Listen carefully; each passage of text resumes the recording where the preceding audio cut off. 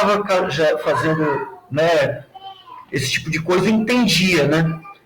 E hoje eu vejo com clareza que era. E eu queria saber como é que era isso, cara. Tu sendo um dos poucos pretos naquela cena ali que tinha, né, a maioria era homem, brancos, né?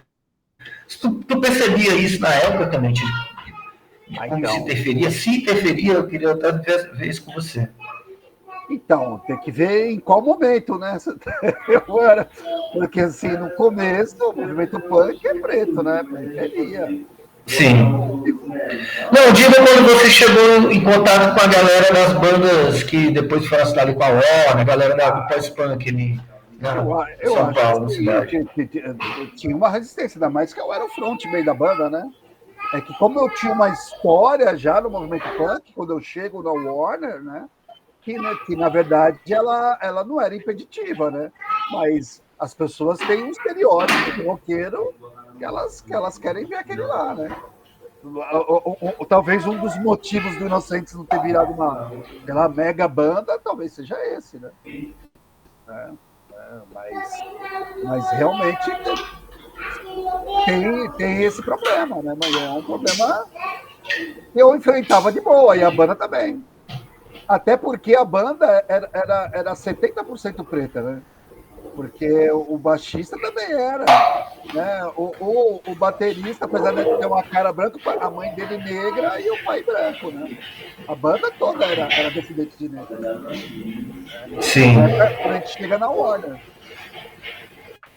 Então a gente tem. E, Aqui, pois é, né, eu fico pensando assim que nessa época, as bandas, né, tinha essa coisa meio também da galera ser galã, né? O vocalista tinha que ser galã, né, tinha que estar dentro daquele estereótipo, né? Era Paulo Ricardo Feelings, né? Paulo Tinha... Ricardo de Coerrola, né? Por favor.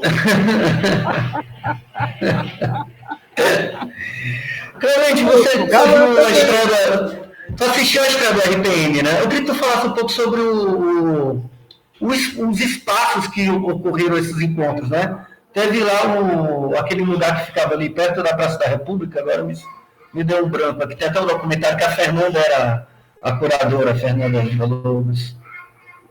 Na Palma. Na Palme. Né? Eu trabalhei no Napalm. Né? Né? Aliás, foi lá no Napalm que começaram esses encontros entre as bandas, né, pós-punk, new wave, com as bandas punks. Né? Com os punks, né? Porque os punks trabalhavam na casa. Trabalhava lá o João Gordo, eu, o Calegari, que era guitarrista do Inocentes. Tem um documentário, né? Tem um documentário, né, que fala sobre. E quem ia tocar, né? O Inocentes tocou, o Ratos nem chegou a tocar, porque o punk era meio que proibido de tocar lá por causa das tretas, né? E tal. E aí, mas foi o primeiro show do Ira. Não, o primeiro show do Legião em São Paulo, foi lá. Primeiro show da Plebe em São Paulo foi no Napalm. Os Titãs tocaram lá na época do Ciro também, né? Titãs tocaram lá, o Traje tocou lá, Ira, Voluntários, toda a galera. Coqueluche, Azul 29, bandas que não fizeram sucesso também, né? Que acabaram ficando só naquela época, né? Mas era um lugar efervescente, ele durou 50 noites, né? E tal. E é pré-Madame Satã, né? Pré-Carbono, acho que o Carbono estava abrindo, aí depois abriu Madame, abriu Rose, mas era uma casa que meio que foi pioneira, né? O Napalm. E esse conceito, né, que depois se popularizou na década de 80, que era você ter um palco, ter uma pista de dança e ter várias coisas acontecendo, né? Discotecagem, videodiscotecagem, né? Imagina que moderno, você em 1983, você dançar numa pista de dança cheia de TVs interligadas, passando um clipe, uma música. Você vendo o artista atuar. Isso era, para a época, era super moderno, porque o vídeo era moderno, né? O vídeo era uma coisa completamente nova, só quem tinha muita grana tinha. Que era o caso do Ricardo, né? Que era o dono da casa. Então era uma casa de vanguarda, né? Com vários conceitos, porque os shows de rock eles aconteciam em teatro antes. Não tinha pista de dança, acontecia o show, você ia embora. Né? E aí começou a ver esse conceito da que a gente até hoje Que até hoje é popular, né? Da balada, que você vai ver um show, tem discotecagem e você fica lá. E tem várias atividades dentro da casa, como até passar às vezes um filme alternativo, né? Entendi. E eu estava lendo aquele livro do Ricardo Alexandre, que é Dias de Luta, né? Aí ele fala, né, que o que ajudou muito a cena é que abrindo as danceterias, né? Que as bandas podiam tocar, né? Tinha um público. No Rio também, né? Tinha esse circuito. O Inocentes, nessa época, o Inocente já estava atuando nessa fase das danceterias, porque teve duas fases, né? Teve uma fase lá no comecinho mais punk, que você ainda tocava, tocava baixo, né? E depois a banda voltou com a proposta musical já mais pós-punk, né? Foi nessa época aí das danceterias, o Inocente chegou a aproveitar e circular, realmente. Então, a gente chegou na Warner em 86, que é a época que as danceterias começaram a se popularizar. Mas a danceteria já é o conceito já de moda, né? Porque o rock virou moda, entendeu? Sim. Se popularizou. Então tem duas décadas de 80, né? Tem aquela década de 80 mais underground, que é o Madame Satã, e tem essa da danceteria, que é o passinho, todo mundo dançar o mesmo passinho juntinho, usar camisa polo. Eu não ia nesses lugares, e a minha banda não tinha um perfil para tocar nesses lugares. Entendi. Quem se deu bem foi Titãs, foram as bandas mais pop, né? A gente era muito pesado para esses lugares, né? E a gente tocava nos lugares mais alternativos. A gente até chegou a tocar em algumas danceterias, mas não era o público, né? Mas quando o Inocentes mudou o som, Clemente, quando ele, né, lança o primeiro disco que já tem essas influências mais pós-punk, como é que era a reação da galera anterior? A galera comprou, a galera curtia. Às vezes fico imaginando que vocês ficaram espremidos ali entre a galera New Wave e a galera punk. Era muito punk New Wave e mais New Wave para os punkzão mais cru. É exatamente isso, a gente virou traidor do movimento. Eu fui o primeiro a ganhar a carteira do traidor do movimento. Mas é que você tem que ver que... Tá pouco ainda, porque eu sou traidor, porque eu aqui sou a fascista, sabia? Caramba, então você tá melhor que eu. A Narcopop chama eu de fascista. Fascista, eu. Olha. Oxi, galera é foda, bicho. Galera é foda. Mas assim, quando chega a 83, né, a gente conseguiu fazer o movimento punk, uma coisa super importante em São Paulo, até chegar ao festival Começo do Fim do Mundo. Quando chega no festival, voltam as brigas entre as gangues punks. E a gente falou, mano, chega, eu tô afim de tocar, sou músico, tô afim de brigando. Então, as bandas ou acabam ou mudam de som. O Ratos de Porão se aproximou do pessoal do heavy metal. Entendeu? Saiu da cena punk. Por isso que o Ratos continuou. Então, começou a tocar com Sepultura, começou a andar com outra galera. E a gente começou a andar com a galera do rock paulista, com as bandas pós-punk. E aí, assim, a gente só incorporou ao som uma coisa que já fazia parte das nossas influências, né? Que a gente, porque, assim, a minha primeira banda é de 78, né? Comecei a tocar em 78. Não de nada. Já ouvi o pré-punk, ouvi o punk 77, ouvi o pós-punk, ouvia tudo, né? Porque você não ouvia só punk. Então a gente. Clemente, como é que era a Vila Carolina, cara, quando tu tava começando a gostar de rock, assim, como é que era o território, o cenário, assim? Cara, era como é que... turma do bairro, todo mundo que gostava de rock se encontrava na casa do Gustavo, na casa do Barão, para ouvir disco e tal. E a gente tinha muito disco, né? Porque nessa época, os salões de rock, você tinha que ter uma equipe de baile. Né? É o mesmo conceito que tinha as equipes de baile black. Né? Você leva o equipamento, monta tudo, caixa, som, tudo, e põe o som para tocar, né? E divulga. Né? Você fazia todo o trabalho. Né? Não tinha um salão que com tudo já. Então a gente tinha uma equipe que chamava Hell Sons e fazia muito baile pela periferia, baile punk. Que massa, cara. Aí, Então, é isso que eu te perguntar, porque a Flor ela foi para uma água ali, mas em Fortaleza, uma vez que eu estava fazendo, né, buscando a história do movimento em Fortaleza, não só do punk, mas do rock, desse rock mais de tribos, né? Metal, punk e tal. A galera, no início, o equivalente a ter banda era exatamente isso que você está falando, era ir num lugar, conseguir botar um disco para rolar e a galera curtir. E geralmente era nos bailes, no circo operário, numa festa de fim de semana, né? Então todo mundo ali ficava dividido, a galera, os boys, botava lá a discoteca, a galera do rock ficava esperando até não sei quantas horas para botar a fitinha lá. Depois é que foram aparecer as bandas, né? Eu nem sonhava em ter banda, uma coisa assim muito distante, né? Então era parecido esse esquema também. Então. Era parecido. Porque assim, é que são, cara, 45 anos, né? Então são várias épocas diferentes, né? Eu peguei o final da década de 70, o começo da década de 80. Quando a gente começou a tocar na década de 80, o Inocentes é de 81, né? Mas eu tinha uma banda antes, eu tive duas bandas antes do Inocentes, né? O Resto de Nada e Condutores de Cadáver. Eram bandas que faziam shows pela periferia, né? Já eram conhecidas, né? E assim, quando descobrem o punk, a gente já estava fazendo muita coisa pela periferia já fazia uns 4, 5 anos, entendeu? Um cara que frequentava a Vila Carolina era o Antônio Carlos Senefonte, que era o Kid Vinil, né? Porque ele tinha muito disco, a gente também tinha disco, ia trocar ideia e tal, até que ele conseguiu o programa de rádio em 79, que ganhou o nome de Kid Vinil. E aí que veio o apelido dele, o Antônio Carlos virou o Kid Vinil. Teve alguém que me falou, cara, que tinha um apresentador de jornal da Globo desse, agora eu não lembro qual era, cara, bem conhecido, foi o Edgar que falou que ele andava no movimento, andava na cena também.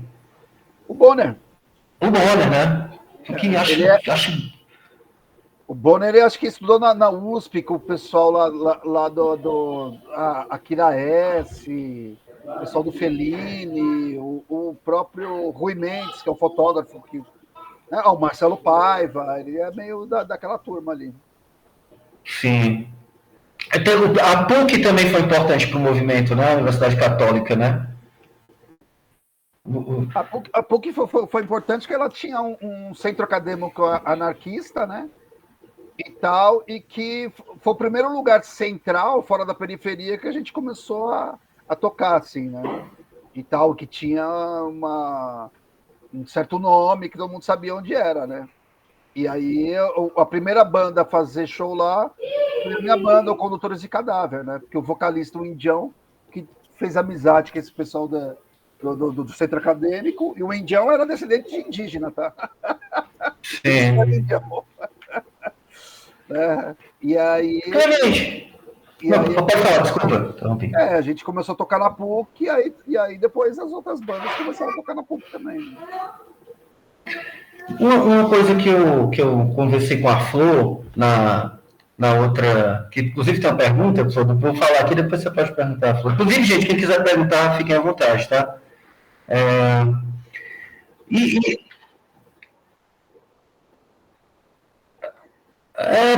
Tem um negocinho para levantar a mão, ó. Tem um negocinho para levantar a mãozinha aqui, ó, no ícone.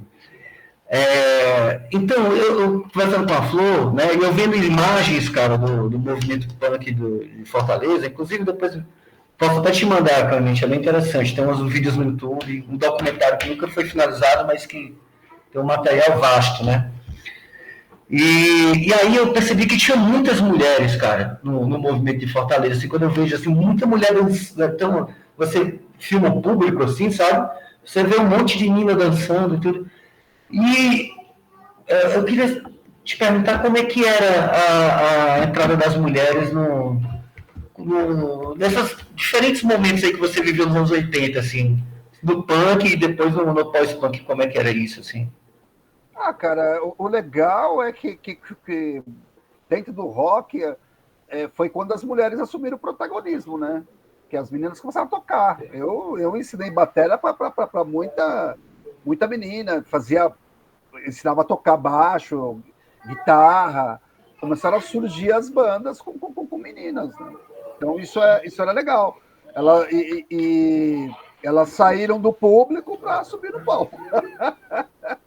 Isso que né? Tinha Esquisitas, Golpe de Estado, tinha várias bandas, né? Elas tocavam mal porque não tinha uma... Né, diferente dos meninos, né? Tocar não era uma coisa de menina, né? Agora, o que você vê que as meninas vão aprender a tocar guitarra, tem aula e tal.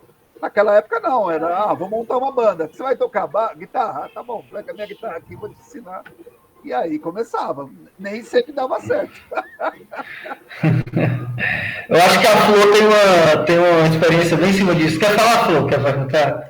Eu me lembrei exatamente da experiência, né? Assim, aqui não era diferente. A pergunta que eu ia fazer era se o Clemente já chegou a ouvir alguma coisa aqui do Ceará, dessa época, desse punk oitentista daqui, né? Se já chegou a assistir alguma coisa, ouvir alguma música, alguma das bandas, porque tem muito pouca coisa gravada, a gente não tinha condições, né, de gravar, recursos, não é fácil como é hoje, né, com a internet. E com relação a essa história das meninas, o Jonathan falou isso, né, que tinham muitas, mas eu estou te dizendo que não eram muitas. Qual era a característica do movimento aqui? Se tivesse um show, lotava, como aquele da concha acústica, né? Que você podia até botar um pedacinho aqui para o Clemente me ver, né? Eu bem novinha. E aí, ali tem quantas mil pessoas ali? Sei lá. É coisa mesmo de multidão, né? Mas aquele pessoal ali ia só para curtir o som, né? Aqui tinha uma característica que existia o movimento punk, não é? Que isso se limitava a umas 30 pessoas, não é? Que eram aqueles que realmente militavam na parada, né? E os outros iam curtir uma festa, e dali eles pegavam o ônibus e iam para casa. E a pergunta é, no meu caso, eu morei 12 anos na rua, com essas 30 pessoas. Eu não tinha casa, nenhum de nós. Aí eu queria saber se essa realidade acontecia também em São Paulo, porque aqui a gente não voltava para casa. Na verdade, a família não queria nem ver mais nós, porque a gente era visto como hoje as pessoas chamam, não sei como é que chama em São Paulo, mas aqui chamam os noia, né? A gente era uns drogados que a família não queria mais nem ver, que a gente fazia eles passar vergonha. Minha mãe dizia isso, tu quer ser vagabunda, anda toda esfarrapada, imunda, sei o quê, né? Então a gente não voltava para casa, né? Eu fui punk até 1990, quando o Dedé é assassinado, e eu ia em casa uma vez no mês e eu era super mal recebida, né? Entende? Eu tentava ir lá para ver minha mãe, não sei o quê, mas assim, eu não passava mais do que 2 horas ali, era uma visita e muito indesejada. E voltava para o point de novo. Se isso acontecia, né, com vocês, se existia uma galera que realmente vivenciava, porque a gente vivia o punk 24 horas, na rua, dormindo, tinha um point, uma oficina mecânica, né, com uma sucata, a gente dormia lá dentro dos carros, no chão, virava à noite, era todo dia, de domingo a domingo. Mas aquelas meninas que chegavam ali, ou elas vinham como namorada dos caras, não tinha outro caminho, aqui era assim, né? Um cara chegava com a namorada, e aí aquela menina ia se envolvendo ali, daqui a pouco ela ficava, pronto. Ou não tinha outro caminho. Então eram poucas, de mulheres mesmo no movimento, era eu, a Eliane Zoeira, a Gina, baterista da Resistência Armada. Você contava nos dedos, cara. Essas eram as que realmente estavam ali, noite e dia, no movimento. As outras, inclusive, a gente botava para correr, porque a gente era o cão, né? Então, mano. Assim, era modinha, não sei o quê, a gente não aceitava, né? Naquela época era um fundamentalismo fela da puta, né? Mano, desculpa te interromper. Elas tinham medo da gente. Não, mas cara, essas palavras para mim são muito importantes, porque para mim o punk também sempre foi um refúgio, sabe? As ocupações, né? A galera na rua, você sair, encontrar com o pessoal que te compreende. Isso, né, cara, é vivenciar o dia a dia. Silvia. Tá Eu certo. falei isso pro Jonathan. O Jonathan disse assim: eu vejo os vídeos, vejo vocês abraçados, me passa uma coisa afetiva, demais, era demais. Entre nós, esses 30 ali que estavam na chibata, né? Direto, aqueles ali, nós tínhamos uma cumplicidade imensa. Quando todo mundo ia embora, ficava nós com nós, né? Então, a resistência éramos nós que fazíamos. Então, assim, no meio daquilo e de tanta droga, né, que é bom dizer, porque eu era junk, droga injetável, o caralho. Então, assim, tem muita coisa que eu nem me lembro. As pessoas dizem assim, eu te conheço. Eu digo, da onde? Eu sei lá, que é do movimento, quando diz, me lembro de ti. Eu digo, Afropunk, né? Aí ele diz, Aí, tu lembra que eu falei contigo em tal canto? Eu digo, não, senhor, lembro não. Lembro não. Eu tenho uma coisa engraçada para contar para vocês. Eu tenho um neto, certo? Só um. O nome dele é Ícaro. Aí, um dia eu aqui com ele me aperreando. Aí eu disse, Ícaro, viado, para, meu irmão. Tu me deixa perturbadinha, cara. Aí ele, por que você briga? Eu digo, eu não brigo não, cara. Eu sou só uma pessoa um pouco descompensada. Ícaro, eu usei muita droga. Você tem que entender, minha vida não foi fácil. Aí ele me olhou e disse, você usou drogas? Eu digo, demais. Aí eu conto a ele fica calado. Aí a minha filha disse assim, mãe, mulher, tu não sabe o que aconteceu. Eu tava indo buscar o Ícaro na escola. Aí parei no sinal com ele dentro do carro. Aí ele foi e disse assim, olha, mamãe, lembrei da vovó. Aí ela, o que foi? Aí ele disse, olha ali, ó, problemas com drogas, narcóticos anônimos.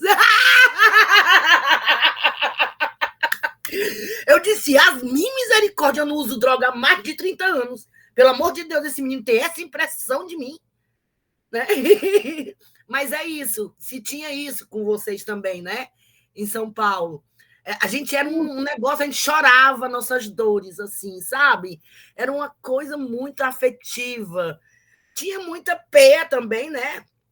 Mas a gente tinha uma cumplicidade muito grande, viu, Silvia? Quando todo mundo ia embora, que as luzes se apagavam, que a gente ficava lá naquela sucata, só nós. E aí um falava da mãe, chorava, e o outro falava não sei do quê. A gente só tinha nós mesmos, né? Então a gente ali se acolhia. E aí um tava com fome, lá ia eu manguear lá na churrascaria que tinha lá perto, no Alicate, né? Para levar comida para o grupo. Enfim. E com relação ao racismo, vocês estão vendo que eu sou branca. Eu tenho os olhos azuis, eu não sei se dá para vocês verem. Então, assim, eu era uma menina jovem que era padrão para essa sociedade, não é? Então, dentro do movimento, só eram negros. Eu era o que destoava, entende? Então, o que acontecia muito? A gente vivia preso. Eu não sei se também acontecia isso com vocês. Todo final de semana, nós estávamos presos numa delegacia. Isso era fato, terminava todo mundo preso. A semana era tranquilo, mas o sábado e domingo era uma delegacia. Nós, tudo em 30, lotava. E aí, o que eu mais ouvia, olha a situação do racismo, era assim, eles iam para a minha grade, onde estava eu e as outras meninas, a Zoeira, a Gina, a Lady Zepp. Eles chegavam, os policiais, o rei da delegacia, dizia assim, Florzinha, você está com fome? E eu, morta de aranhada, né? E eu olhando, um fela da puta desse, eu só pensando, né? Aí ele, vem cá, você quer um cafezinho? Aí a Zoeira, e aí, traga aí um café para nós. Ele, calha a boca, porque ela era negra, vocês entendem? Isso acontecia demais. Eu era tratada a pão de ló. Eu é que não aceitava esse tratamento. Mas ele dizia, Florzinha, você quer sair, minha filha, daqui? Sei o quê. Sabe, era uma gastura. Por quê? Porque eu era branca, né? Diferente das outras meninas. E um discurso assim, ó, você é tão bonitinha, no meio desses vagabundos. Por que você se mistura com essas carniças, mulher? Você é tão bonitinha. Entende? Também acontecia aqui. Mas fala, Clemente. Era afetivo ou vocês não tinham essa cumplicidade? Putz, Flor, é que aqui em São Paulo tudo era muito maior, né? Isso. Então, tudo é multiplicado por, sei lá, centenas, né? Por exemplo, só a turma da Carolina, a minha turma, do meu bairro, eram 100 pessoas, mulheres, meninos, eram muito mais. Só então não existia essa coisa de ficar na rua morando, não. Vocês voltavam para casa. Não, então, não era uma regra. Tinha gente que ficava na rua, tinha gente que não ficava. Na minha turma todo mundo trabalhava, todo mundo era office boy, auxiliar de escritório, voltava para casa, pagava as contas, comprava para comprar os discos, tinha que ter dinheiro, tinha que trabalhar.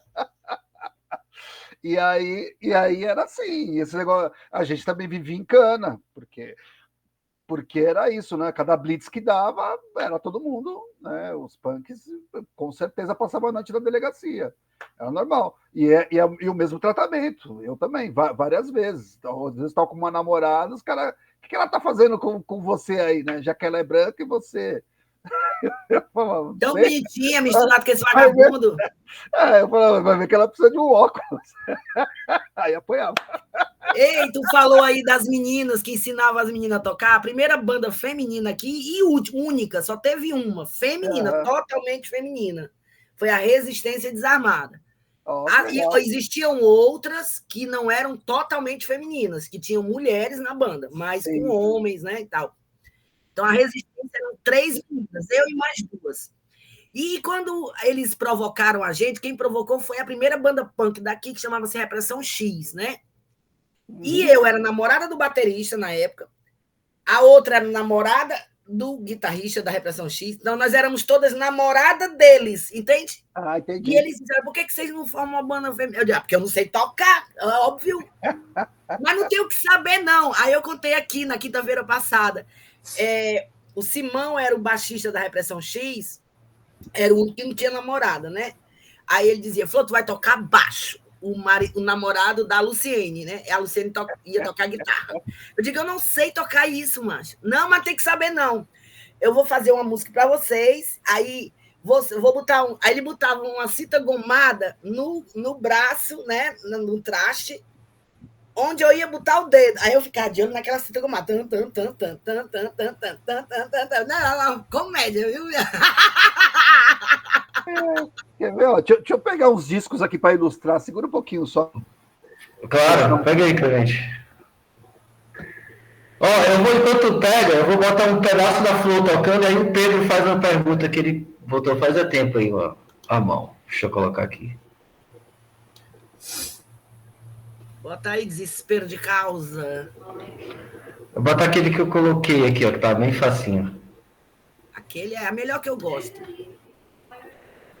Ação antiga, baixa, né? Mas dá para ver mais ou menos.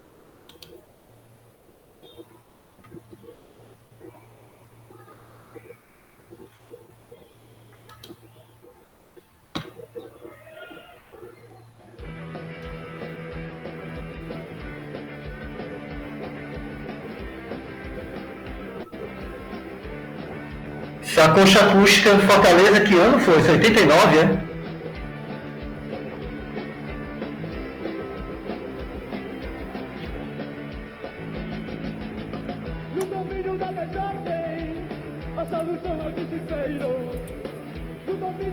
Provavelmente, essa é uma HLV3, era a banda da Flor, de 89 na Universidade Federal do Ceará, na concha acústica. Que legal, hein? Bem legal.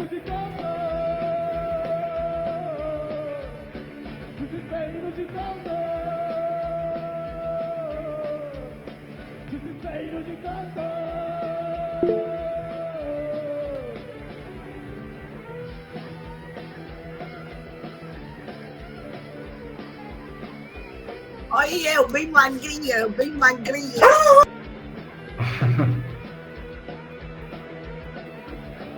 Eu mando. Depois eu mando pra vocês.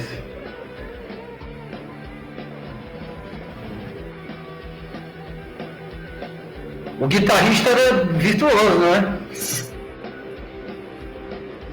Tocava bem mesmo.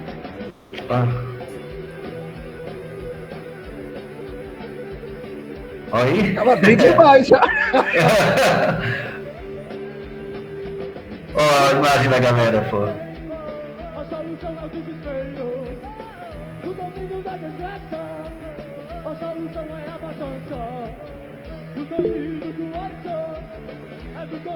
Não, o nome dessa banda é HLV3 Positivo.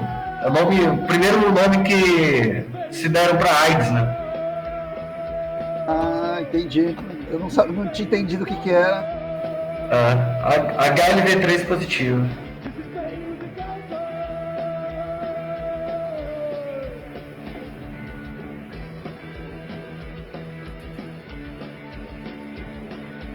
Pena que a galera não gravou na época, né?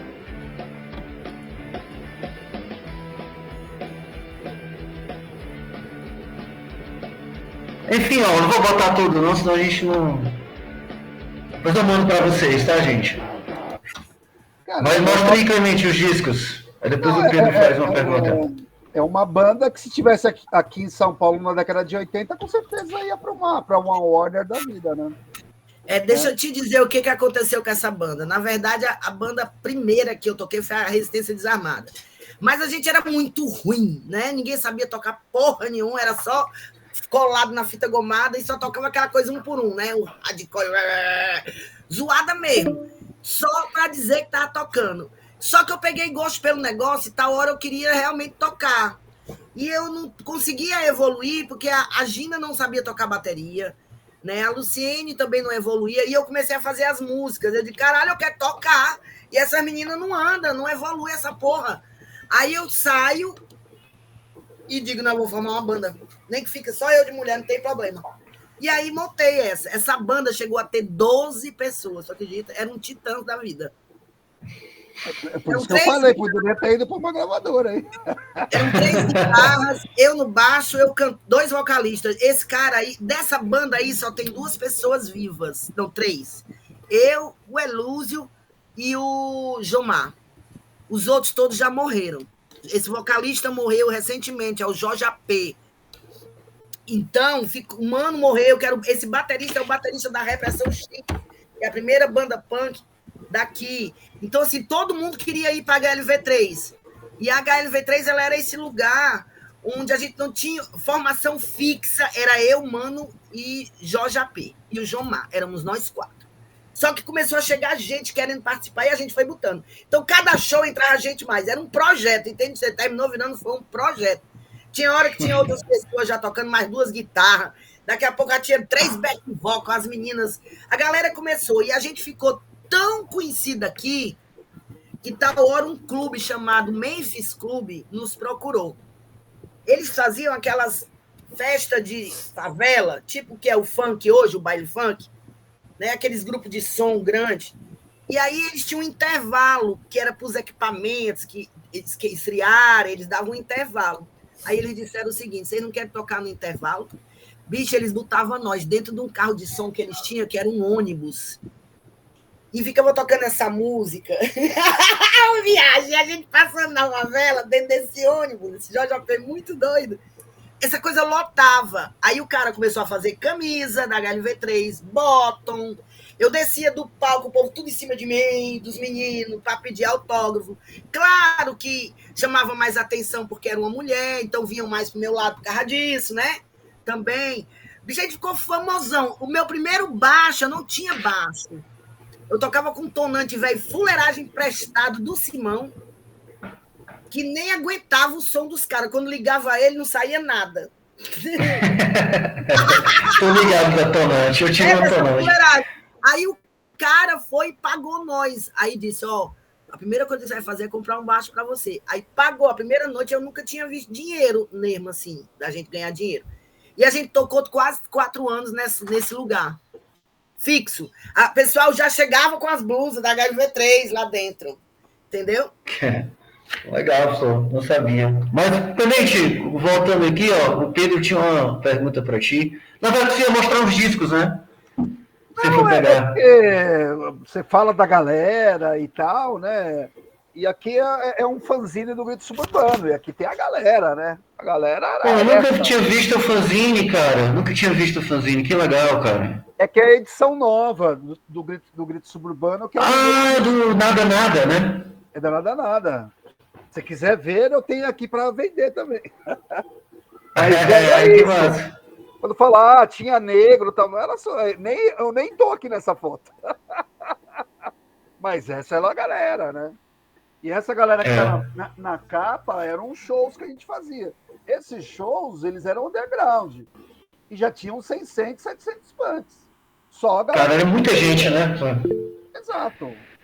É por isso que tu dizia que o movimento punk poderia ter sido usado como ponta de lança numa revolução no Brasil e as esquerdas, ninguém aproveitou, né? Eu já vi você falando disso. Mas com droga não dá certo, não, meu irmão. A gente planejou um bocado de coisa, tá hora, tava tudo muito doido e não conseguia fazer nada. Mas era o que eu falei, tudo era muito grande, então tinha de tudo. Tinha drogado, não drogado, tinha bêbado, tinha tudo. Tinha gente organizada, tinha gente que participava de movimentos sociais, de movimentos políticos, tinha gente que não. São Paulo é muito grande, né? E é muito espalhado, né? É muita gente, né? Então, e tanto é que tinham brigas entre gangues punks, porque eram vários bairros diferentes, né? Na cidade inteira. Sim, é uma realidade diferente. Aqui a gente não brigava entre a gente, era menos, né? Menos pessoas. A gente brigava com as gangues dos bairros, que não era punk. Sim. Que a gente chamava de Raul, né? Era a gíria para chamar de ladrão. Era as gangues de ladrão e tal. Mas nós com nós não tinha briga, não. A gente tinha essa diversão que acabou virando. Que acabou ferrando tudo, né? Depois no final, né? Mas é isso. Clemente! Eu não deixo o Pedro falar, senão eu não vou deixar ele nunca, porque eu já estou com mil perguntas aqui na cabeça. Esqueça. Pedro, faz a pergunta, desculpa. Sim, é isso. Gente, como não é prêmio, eu tenho 10 minutos ainda, dá pra gente falar um pouco. Aí, viu, Clemente? Aí depois eu mando um outro link pra gente continuar. Tá? Legal. Vai.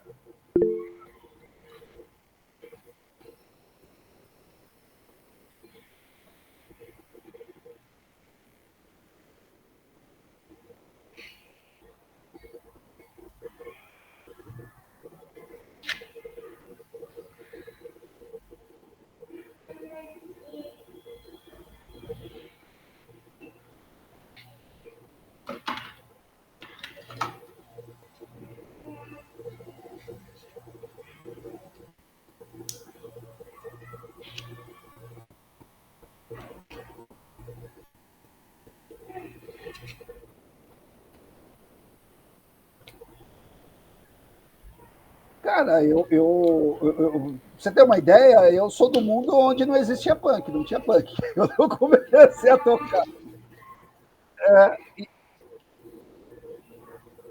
A gente ouviu o que depois começou a se chamar de pré-punk. Né? Ouvia New York Dolls, MC5, Made in Brasil, ouvia umas coisas assim. E aí, assim, o Douglas, o guitarrista da minha primeira banda, ele se formou maestro, ele era um puta músico.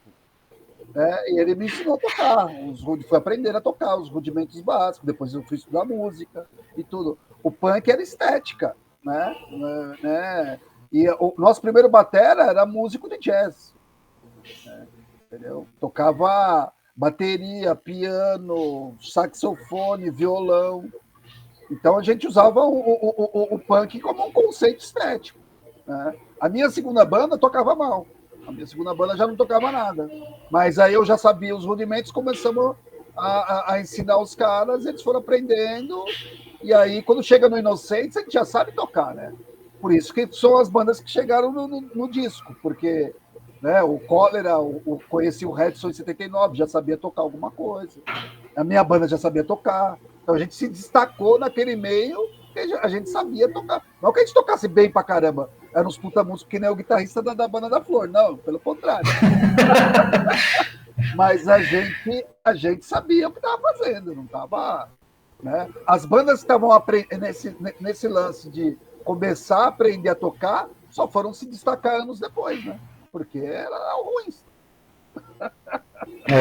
Mas era isso que era legal do punk, né, cara? Essa urgência de você não precisa aprender a tocar para já ter a banda, para fazer o show, né? Foi o que possibilitou, acho que eu, anos depois da Flor, anos depois de você, aconteceu isso comigo também, porque eu andava com um monte de metaleiro, headbang, os caras para fazer música tem que saber não sei o quê, tem que saber não sei o quê, e eu fazendo música de 2 notas, os caras rindo de mim. Aí um dia eu conheci o Ramones, existe isso aqui, caralho, né? Salvou minha vida, né? E pude fazer uma banda, assim. Eu acho que o punk é por aí mesmo.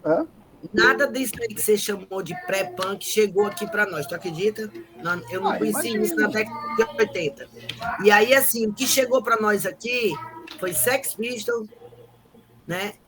E o que deu a virada de chave aqui foi quando chegou Ramones, né?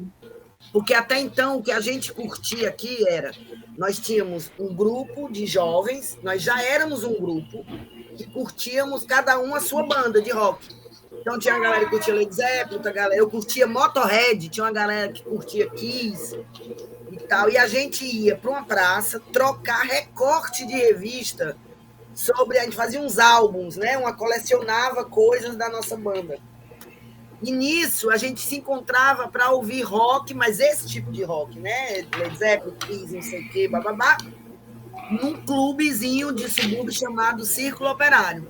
E um belo dia, a gente cantava o cara lá, ele botava uma fitazinha, né, da gente, para tocar 3 músicas, 4 e tal. E a gente esperava por esse momento, assim, a noite toda. Um belo dia, o pessoal lá do Pan-Americano, que é um bairro perto, vizinho que eu morava, botou uma fita e era Ramones. E ninguém tinha escutado. Eu disse, que diabo é isso? Comecei a ouvir, achei legal. E aí eles começaram a se vestir diferente de nós. Naquele visualzinho bem ramonista, né? A calçazinha colada, usar o stazinha, jaquetinha de couro, a blusinha de lista, né? Aqueles cabelinhos, eles tudo imitando. Aí... Gente, uma pergunta para vocês dois. Cinema, cara. O cinema influenciou também, Clemente, assim, a postura, ver a galera. Teve filmes, assim, que... Assim, né? Laranja Mecânica, os filmes da década de 50, o Selvagem e tal. E um filme que acabou influenciando, sem ser punk, mas que representava a estética de gangues, de rua, da molecada, é o Warriors, né? Que eu vi no cinema, né? Em 79, e umas 200 vezes no cinema. Mas o Pedro, ele falou uma coisa interessante, né? Por exemplo, assim, mas o punk tocava mal. Não, é porque as pessoas, elas não veem também que o punk teve várias gerações, né? Então, aquela geração moicana é a segunda geração. Exploit, toca mal, realmente. A primeira geração, se pegar os discos do Buzzcocks, do Dead Boys, os caras tocam bem. Os próprios Sex Pistols não tocam mal. Toca. O Steve Jones, puta guitarrista, o Steve Jones, cara. Exato. Né? Então, as pessoas misturam o punk como se fosse tudo uma coisa só. E não é. São 3, 4 gerações. Né? Tanto é que, por exemplo, quando o Exploited começa a lançar disco que começa a misturar com heavy metal, eu já não gosto mais. Já não é mais minha praia. A minha praia é a primeira geração ali. The Clash, os caras tocam pra caralho. The Clash é demais, né, cara? The Clash, só o polícia ali, acho que fica... Exato. Agora você pega a segunda geração... a segunda geração, que aí já vem de Charge, Exploited. Essas bandas, realmente, você ouve, os discos são mais toscas. Elas foram aprendendo a tocar conforme foram gravando. E foram evoluindo, né? E alguns foram mais pro metal, né? Opa, como se vê? Não, digo, o The Beat também, né, que veio depois, muito mais. Sim. Assim... Clemente, uma coisa que eu fiquei pensando aqui, a galera, vocês lá né, vocês se sentiam como uma continuidade da galera dos anos 70 que fazia rock no Brasil? Ou vocês achavam que vocês tinham começado assim como um marco zero, para vocês se consideravam um marco zero, ou vocês se sentiam assim como uma continuidade do que tinha vindo antes, assim? Cara, sempre tem uma ruptura de gerações, né? A gente negava aquela primeira geração da década de 70, a gente não gostava daquele rock todo cheio de frufru, a gente não gostava, achava que você tem que entender você tem que entender que o rock estava na moda. Todo mundo ouvia rock. Você ouvia Led Zeppelin na rádio normal. Você entendeu? Então, no bailinho, tocava rock. A gente não queria fazer parte dessa moda, Tipo, mano, a gente queria fazer uma coisa mais alternativa, mais autêntica. E a gente tava quebrando com vários paradigmas da geração anterior, né? Então, a gente começou a cortar o cabelo curto, porque os outros usavam cabelo comprido. Começou a usar preto, porque todo mundo era colorido. Você entendeu? E isso antes de vocês terem visto a imagem dos punks nova-iorquinos, dos punks londrinos, era uma coisa, uma resposta mais instintiva mesmo. É que assim, quando eu falo esse povo que ouviu o pré-punk, já se vestia. Aquele visual do Ramones é o visual da minha turma na década de 70. Entendeu? O Ramones, por que a primeira banda? É a primeira banda que tinha o mesmo sentimento que a gente tinha, entendeu? Entendi.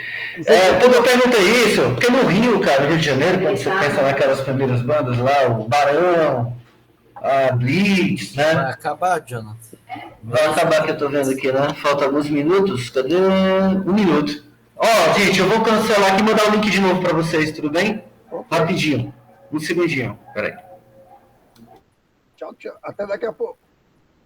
Até, galera.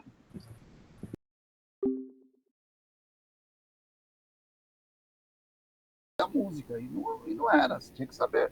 Esses caras nadaram de braçada, né? O Renato Russo é mais velho que eu. O Titã mais novo do que eu. O Titã mais novo é 1 ano mais velho que eu.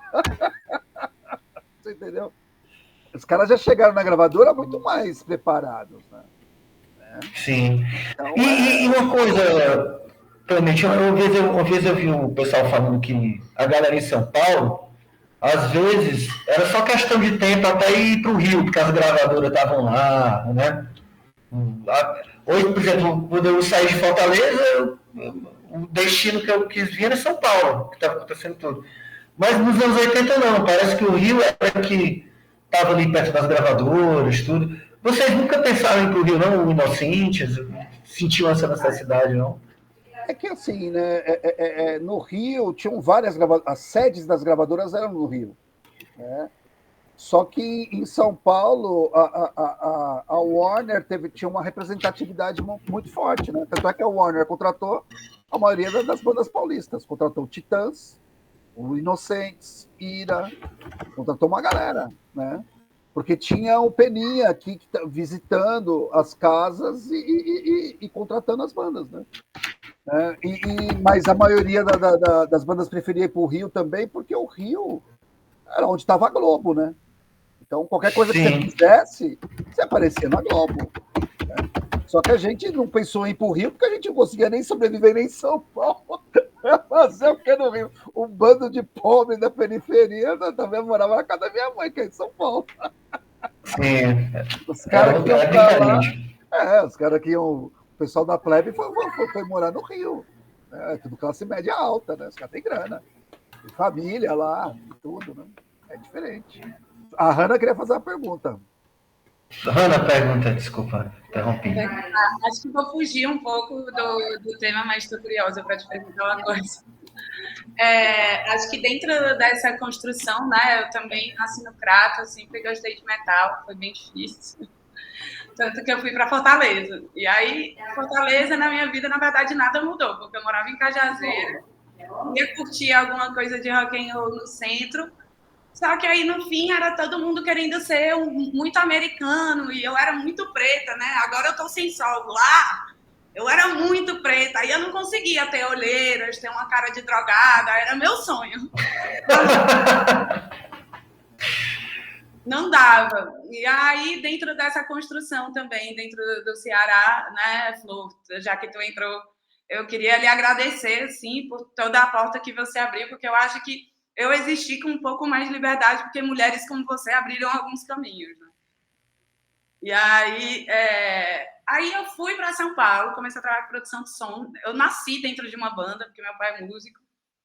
E aí, meu pai tinha uma banda aqui em São Paulo, talvez até conheça, que chama Obana, que era ele, o Xuxa Levi, uma galera do jazz que fazia prog, né? Ele veio mais dessa galera do rock progressivo e tal.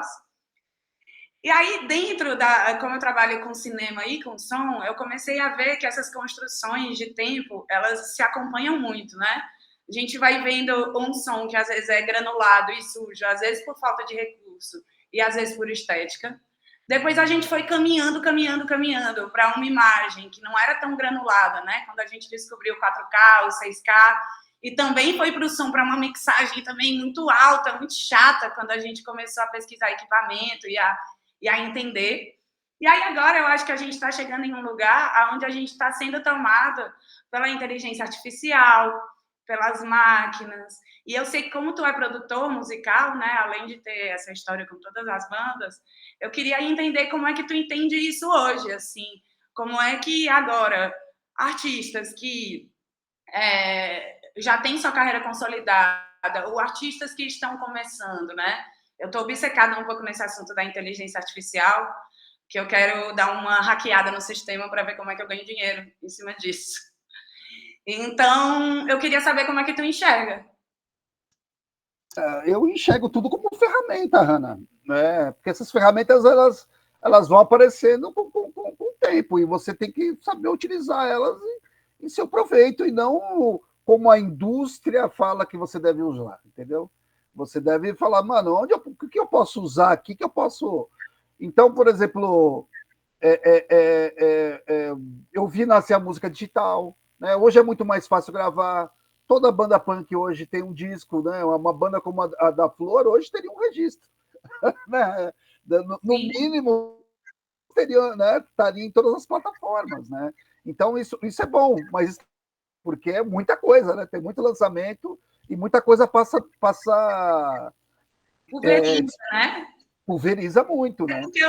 É um dilema moral, por isso que eu te perguntei, porque às vezes eu converso com algumas pessoas e elas têm muita resistência sobre esse assunto. Não, eu detesto. Aí eu queria saber, tu que veio dessa construção completamente orgânica de uma cena, como é que tu via? Porque eu enxergo exatamente assim. Eu acho que é um instrumento que a gente pode usar, porque, querendo ou não, a máquina é uma criança inteligente. A gente domina isso. Exato, exatamente. Então, a gente pode usar esse instrumento ao nosso favor, assim. Eu queria saber a tua opinião, se tu era uma resistente à inteligência artificial.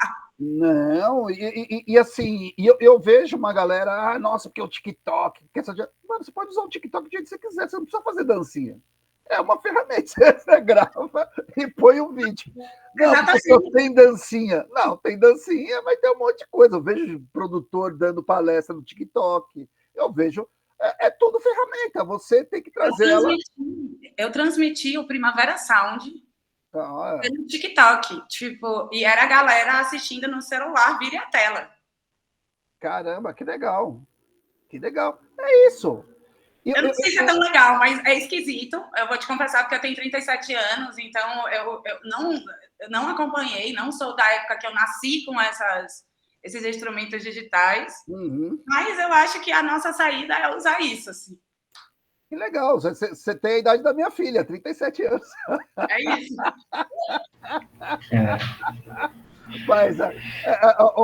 Mas é louco, porque assim... As pessoas têm uma resistência e têm medo, às vezes, da tecnologia, que é uma bobeira, né, cara? Porque chegou o CD, vou vender todos os meus vinis. Eu já passei por todas as fases, né? Então, eu acho que é isso. Não gosto de Spotify. Não ouça no Spotify, ouça em outro lugar, que você pode ouvir o que você quiser. Entendeu? Exatamente. Aí eu queria só aproveitar aqui que todo mundo está aqui. Eu estou com uma curadora de música de IA que vai me dar um curso de como vender suas obras em IA.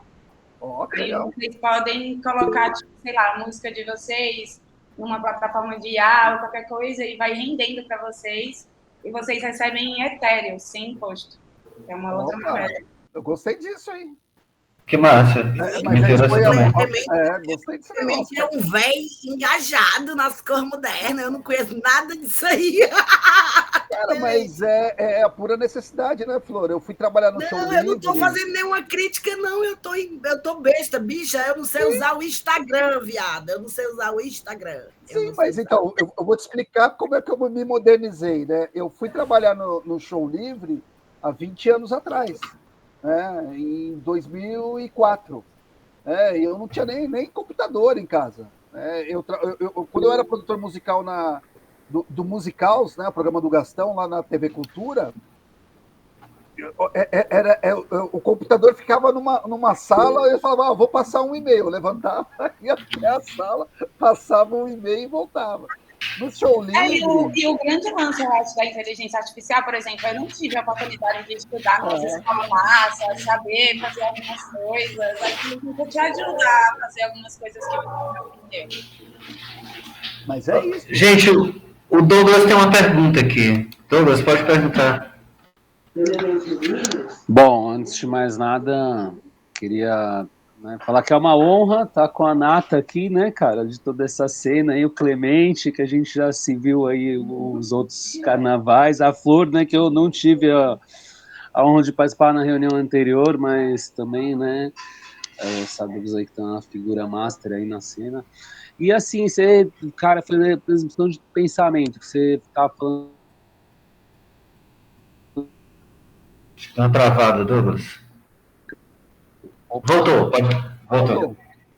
Esses terremotos, né, de como que era, desde lá do, né, Clemente, dessa cena de você compondo, por exemplo, né, o Homem Negro, né, cara, até minha professora estava fazendo um trabalho, né, sobre a afrocultura, a musicalidade. Eu falei, então vou mandar uma música para a senhora que eu gosto bastante, que eu gosto muito, né, esse lado B, né, cara, eu até queria sugerir que um dia você toque, por exemplo, o Animal Urbano inteiro, essas músicas lá do B, aquela galera que fica falando, aquela música faminto, né, cara? Então, dessa galera gosta muito desse lado B teu, né, o Clemente. E eu queria que você me dissesse como que era esse perrengue, né, de quando vocês eram office boy, lá naquele prédio do Banespa, né?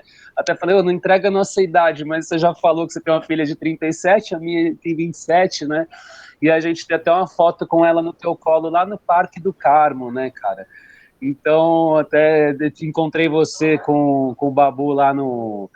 que agora acabou, né, cara, da Kiss, infelizmente, né, no Red Star, né, cara, a última vez, né?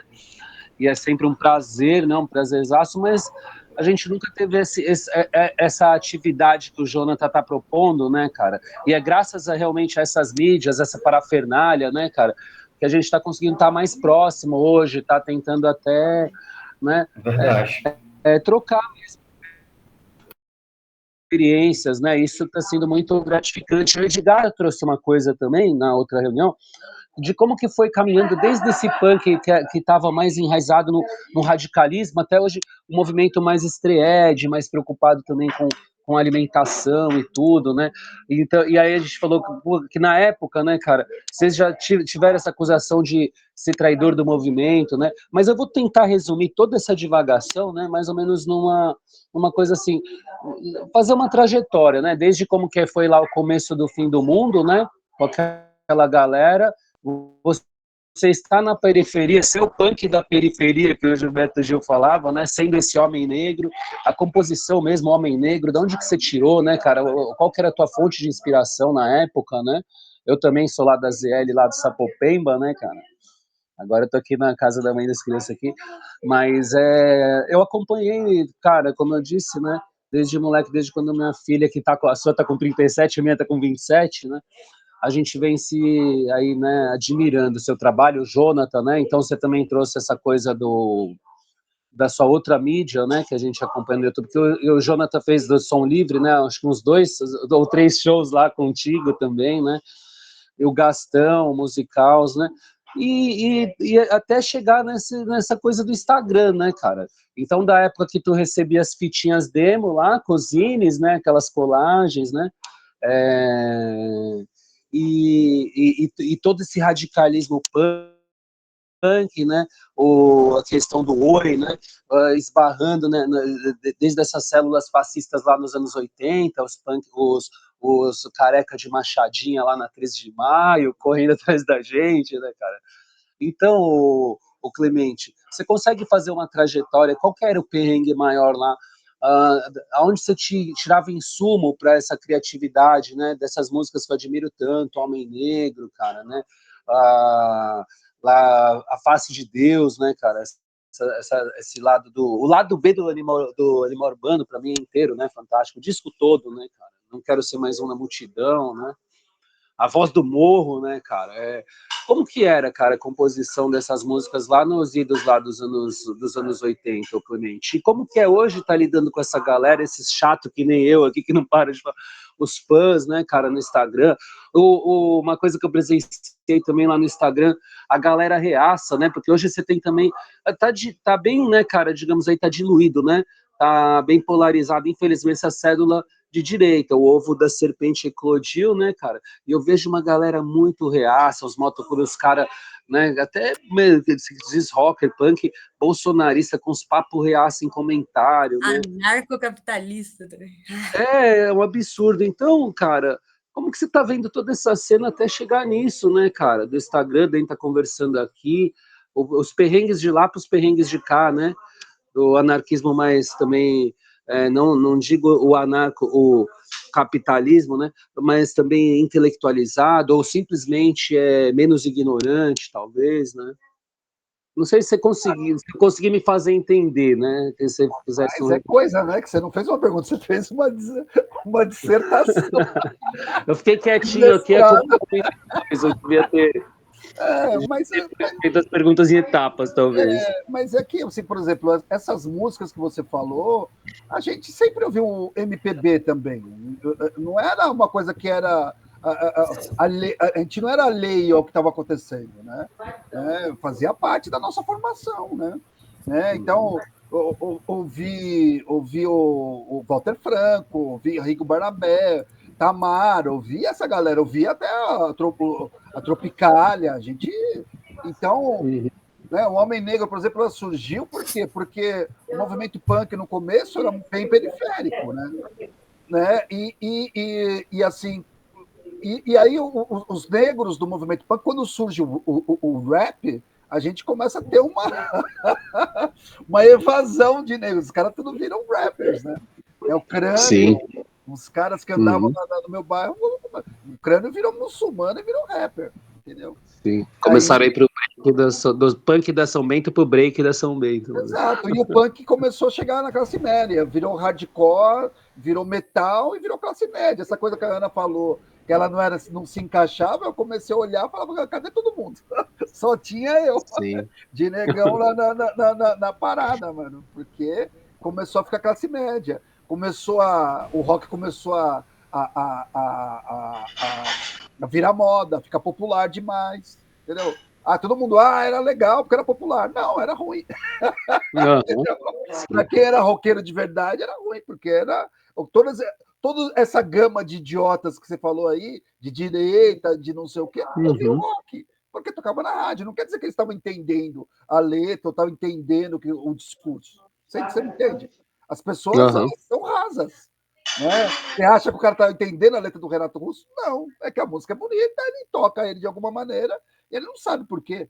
Os caras não sabem nem o que é comunismo, quando eles atacam o comunismo. Você fala, não, porque os direitos, né, do LGBTQ, seu comunista. Mas isso não é comunismo. Comunismo é um modo de produção social e econômica. Isso aqui é questão de humanidade.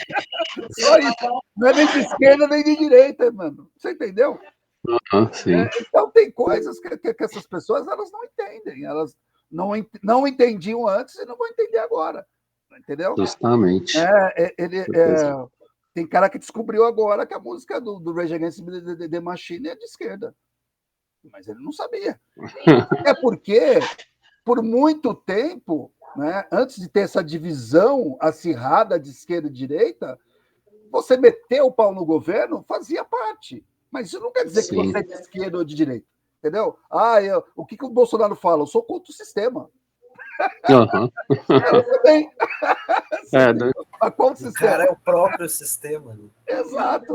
Mas eles assumem um discurso que estão lutando contra o sistema, que estão contra as injustiças, contra a favor da liberdade de expressão. Então é fácil. E assim, anarcocapitalismo, por que eles puseram anarco no começo? Porque anarco é mais simpático, parece que é uma coisa de esquerda, é isso. Eles se apropriam de termos de esquerda. Do Estado. Então, mas a única coisa que eles não falam é que assim, anarquismo não é só a ausência do Estado. Né? Onde existe anarquismo, não tem capitalismo. Então não dá para existir anarcocapitalismo. Porque não é só tira o Estado e tá tudo bem, mano. Não é isso. Anarquismo não é isso. O contrário. A gente se organizar é outra coisa. Né? E onde tem o anarquismo não tem exploração do homem pelo homem. Né? Mas assim, eu nem sou anarquista. Já diria o Chico Sainz, né? Eu me organizando, posso desorganizar. Exatamente. Então, toda essa confusão, você fala, nossa, o rock é de direita. Não, o rock é classe média. A classe média é de direita. Entendeu? É o que eu falo. A gente nasce de direita, nasce racista, nasce machista e nasce religioso. Cabe a gente se desconstruindo durante a vida. Né? Exatamente. Essa pergunta do Douglas, Clemente, me lembrou, cara, uma parte do livro que você escreveu com o Rubens, né, o Meninos em Fúria, né, que foi escrito a duas mãos. Para quem não sabe, o Clemente tem uma biografia que foi feita junto com o Marcelo Rubens Paiva, o escritor, e é um livro meio que coloca a vida de vocês em paralelo, né, Clemente, assim. E aí, cara, tem uma parte que na época se me tocou muito, e eu queria que tu falasse um pouco sobre isso, que é o cheiro dos anos 90, exatamente, né? Cheiro dos anos 90 e, tipo assim, meio que some aquela cena, né? A gravadora, o Inocente sai da Warner, né? E aí você fica meio sem saber o que fazer, né? Aí você começa a trampar de novo. E nisso aí tu conseguiu se organizar de novo, e eu queria que tu explicasse como foi essa volta por cima para ti, assim, né? Como a saída que tu encontrou. Quando chega a década de 90, eu sou o idiota da década de 80 que não fez sucesso, né?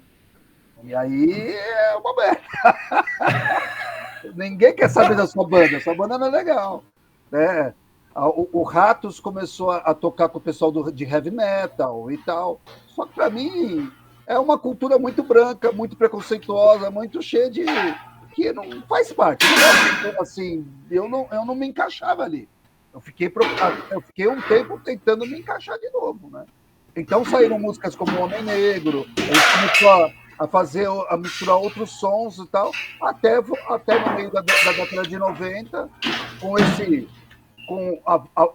punk da Epitaph, essas bandas, né, neopunks voltando, eu falei, caramba, tem uma cena ainda, né? O punk faz sentido. E a gente, de novo, se encaixou e voltou, né, a essa cena punk, mas usando os elementos da década de 90, né?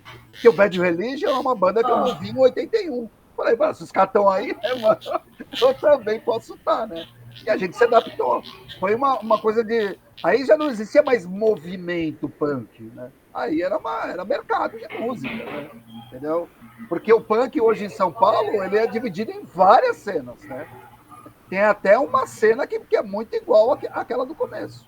Que eu vou nos shows, tem várias bandas, Pátios Condenados, Sociopatas, eu vou nos shows, é bem roots mesmo. Mas tem a cena punk classe média, normal, que você vai nos lugares, os lugares mais indies, mais legais, que as pessoas descoladas, que vão viajar para fora, para Inglaterra, e traz uns discos, entendeu?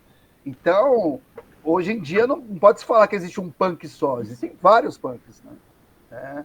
Vários punks, e a gente conseguiu se encaixar, né, e meio ficar ali no meio termo, onde a gente consegue tocar para uma plateia mais classe média e tal, e agora a gente também está tocando mesmo para esses punks mais roots e tal, que é bem legal. A gente fez umas 3 vezes uma festa punk, uma Smash It Up, né? Que é para os caras mesmo, roots. A gente não ganha nada, mas é do caralho. Eu fui no show de vocês, cara, tocando para essa galera mais das antigas, ali naquele Espaço das Artes, ali no centro de São Paulo. Eu levei um murro na cara de uma mina, cara, que até hoje meu dente tá mole aqui, cara, nesse show. Caralho! Da hora do negócio, ela deu aquela pessoa que é esse idiota aqui, esse boy aqui. Esse cara de misógino, esse cara, eu te dou uma porrada nele. Ela levava outro, viu? Pois é. Mas é isso, aí você também, no livro você conta que aí você descobriu essa sua faceta de comunicador, né? Você disse que começou também a dar oficina, começou a descobrir esse outro lado também, como uma sobrevivência até, né? Sim, para pagar as contas eu comecei a dar workshops, né, oficinas culturais pela periferia, né, de produção musical, né? que eu via que o rock estava na moda, mas as bandas da periferia elas não tinham acesso a uma série de informações, até técnicas, né? E tal, de como funcionava o mercado para poder se colocar, né? E aí comecei eu ia para, de busão, quando não dirigia ainda, ia para, tipo, Itaim Paulista, os lugares muito longe aqui em São Paulo. Quem conhece São Paulo, né? São Miguel, Parque do Carmo, Taquera, rodava São Paulo toda. Né? O Zona Sul também, lá na represa, mano, ia para todo lugar. E é louco, porque de vários desses lugares saíram várias bandas legais, né? Né? O batera do Inocentes hoje saiu da oficina que eu dava lá no Butantã. Né? De lá também saiu uma banda chamada Questions, né? Que é super ativista, hardcore e tal. Né? O Scamundongos, uma banda de ska da década de 90, saiu dessas oficinas, saiu dessa galera. O próprio Dance of Days, o guitarra, o baixista também participaram dessas e aprenderam a se colocar no mercado e a se autoproduzir. E tem uma série de bandas, então isso ajudou que um monte de gente conseguisse começar a se autoproduzir, produzir independente, né? Então isso é legal. Isso eu fiz do começo da década de 90, né, de 92 até 2000 e pouco, né? Legal. Jonathan, O Enzo tem uma pergunta. O Enzo levantaram a mão. O Pedro Enzo e o e Pedro. faz tempo. Pode Levantaram. deixar pro Pedro primeiro. Pode deixar pro Pedro primeiro. Não, pode ir, eu tô formulando aqui. Tá. Gente, só uma coisa. O Clemente, você falou que tem que sair, né? Não pode esticar tanto, né? Então, na hora que você quiser aí, você dá um toque que a gente vai fechando. Vamos aí, vai. Vamos nessa. Então, vamos lá. Uhum. Falta um pouquinho. Então, pode ir, Peter.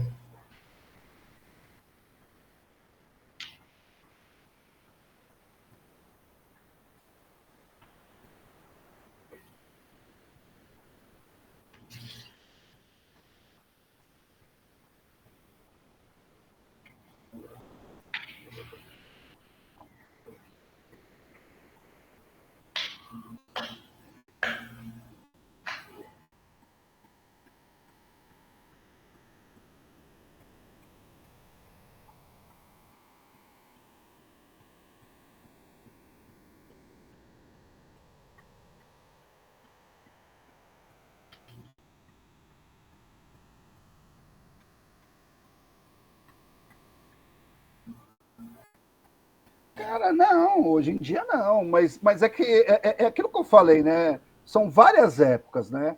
Na década de 80, tudo era muito definido. E quando eu falo 80, é 81, 82, 83.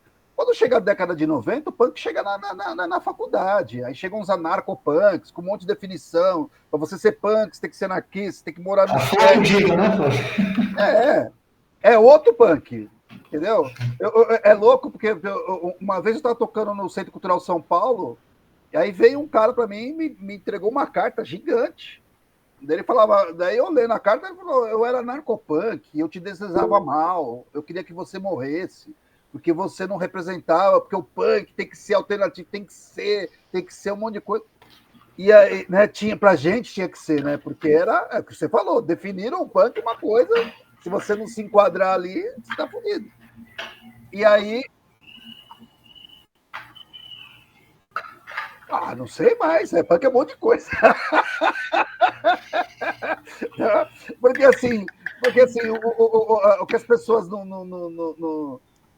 né, chegam lá, o Green Day não é punk. Musicalmente é punk. Entendeu? O que é que vai definir punk? Ele tem que morar no squat. Não.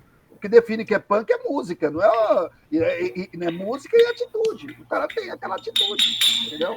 Só que assim, se ele vende e toca muito, é uma consequência, entendeu? Você considera que tem que estar dentro do movimento para ser considerado punk, ou só o som já determina? Não, hoje em dia não, porque assim, tem uma contribuição nisso aí, deixa eu te dizer. Hoje, gente, depois de velho, eu resolvi estudar, né? Porque assim, eu fui ser punk, aí eu não só queria usar droga e curtir rock e lutar e fazer E aí, com 50 anos, eu resolvi estudar. E hoje eu faço o quê? Eu estudo exatamente isso, representação social. Então, assim, vou trazer uma contribuição bem legal para a gente sobre isso. O que acontece? Tudo aquilo que nós performatizamos na sociedade, ela é construída a partir da nossa consciência histórica. Então, o que é isso? Para mim, que vivi o punk de uma forma, a gente trazendo para o movimento punk, né? Aqui no Ceará era de tal jeito. Isso é a minha consciência histórica. E toda vida que eu for representar o que é ser punk, para mim, será baseado nisto. Para o Clemente, que teve uma outra consciência histórica de vivência sobre isso, ele vai afirmar e representar daquela maneira, porque isso é a consciência histórica, ninguém foge disso. Então, para os anarcopunks, eu não sou porra nenhuma. Por quê? Porque a consciência histórica deles não está ligada à vivência que eu tive naquela época. Entende? E eles não conseguem... Flor acabou de me salvar agora.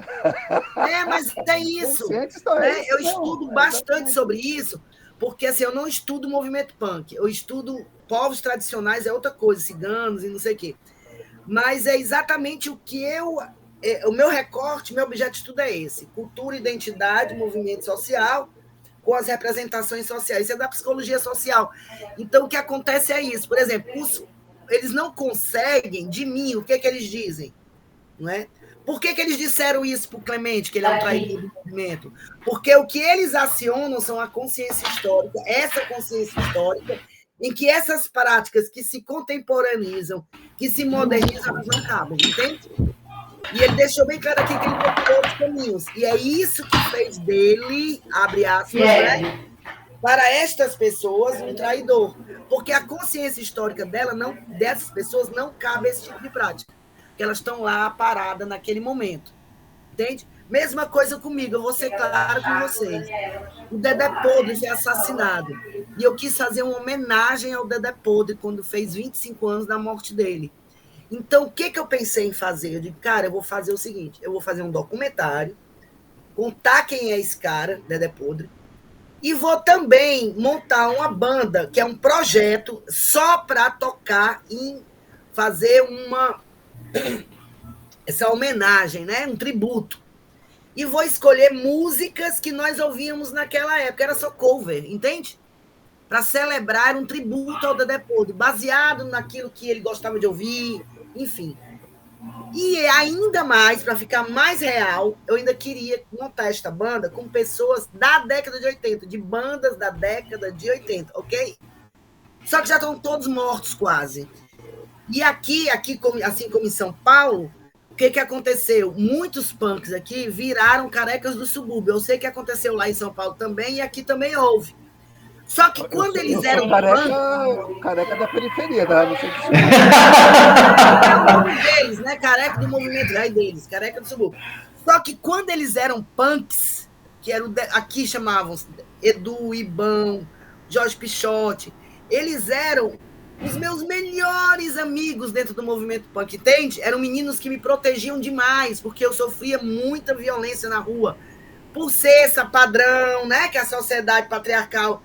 Então, eles viviam me salvando, porque eles queriam me estuprar por aí, os ladrão. E eles que me salvavam, quando eles eram punk, me protegiam mesmo. Então, eu tinha um vínculo com eles. Quando eles vão para São Paulo, a trabalho, um deles, e volta com essa ideologia careca, ele convence os outros, que eram da banda dele, que chamava Estado Mórbido, e os caras viram careca do subúrbio e saem do movimento punk. Problema deles, eles saíram, mas a relação não ficou boa, como todo mundo sabe, né? Isso é em qualquer lugar.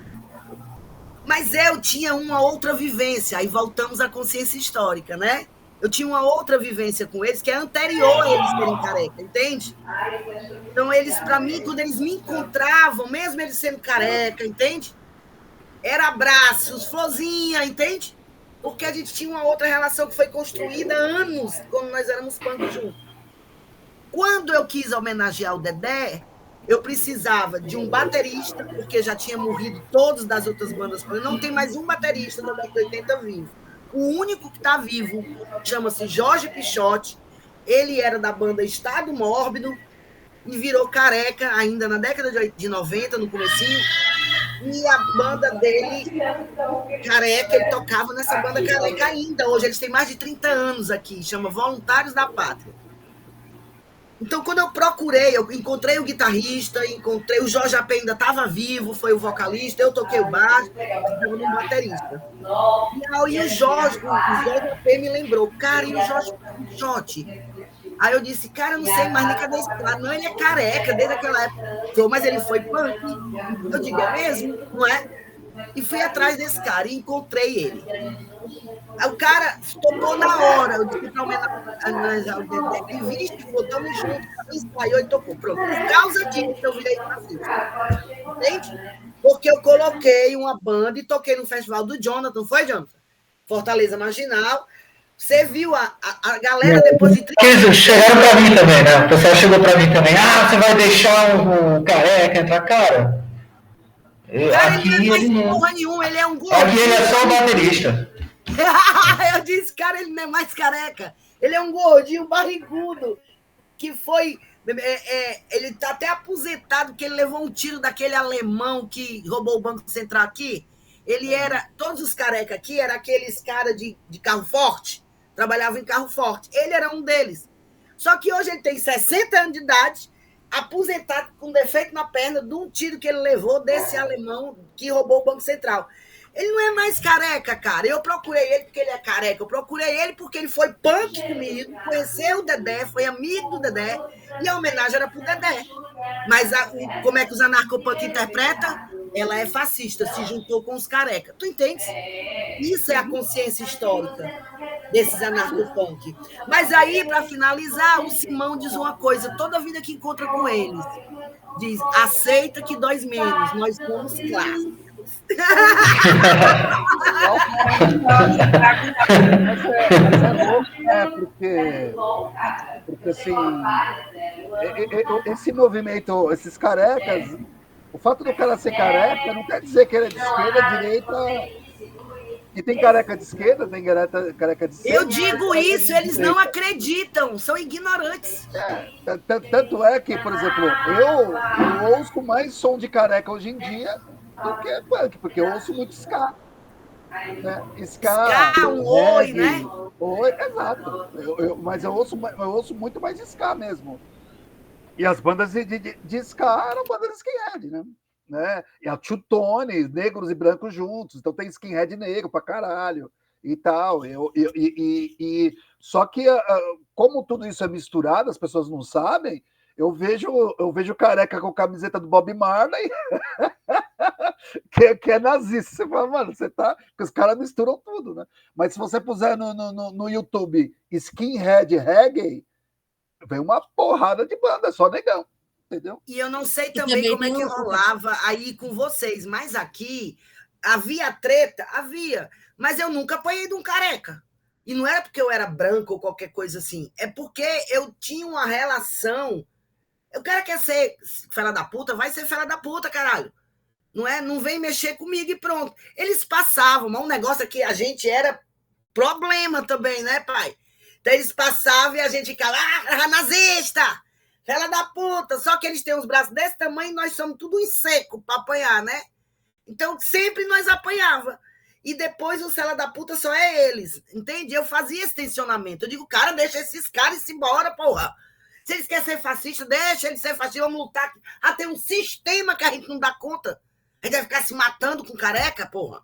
Mas então, eles nunca me batiam. Quando eles chegavam, eu é que tentava intermediar. Eu ia lá na frente e dizia, bom, que é isso, cara? Duque, porra é essa? Aí ele, pô, tu viu o que ele disse com a gente, Flor? O que esse fela da puta, o que ele quer? Não aguento uma tapa.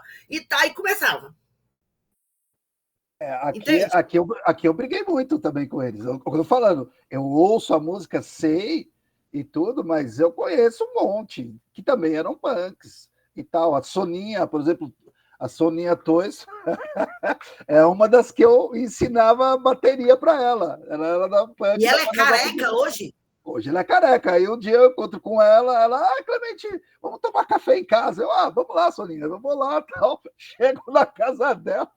É o que eu estou dizendo, você aciona a sua consciência histórica. Então, deixa eu terminar essa história que é engraçada. Chega, tem uma foto de um cara com uma balaclava, assim, saborecendo o olho, com uma 12 na mão. Eu, nossa, uns machados. Eu, Soninha, quem que é esse cara aí? Ela, meu marido. Eu, nossa, deixa eu ir embora.